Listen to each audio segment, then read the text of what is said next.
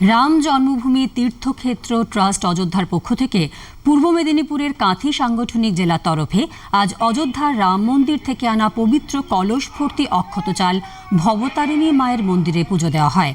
ওই কলস নিয়ে নগর পরিক্রমা করা হয়, প্রতিটি ব্লকেও তা পাঠানো হবে। এই অক্ষত চালসহ আমন্ত্রণপত্র যাতে শ্রদ্ধাশীল প্রতিটি পরিবারের কাছে পৌঁছতে পারে তার সার্বিক প্রয়াস হবে বলে জানান পরিবার সম্পর্ক মহা অভিযান সঞ্চালন সমিতির কাঁথি জেলা প্রধান পার্থ দাস।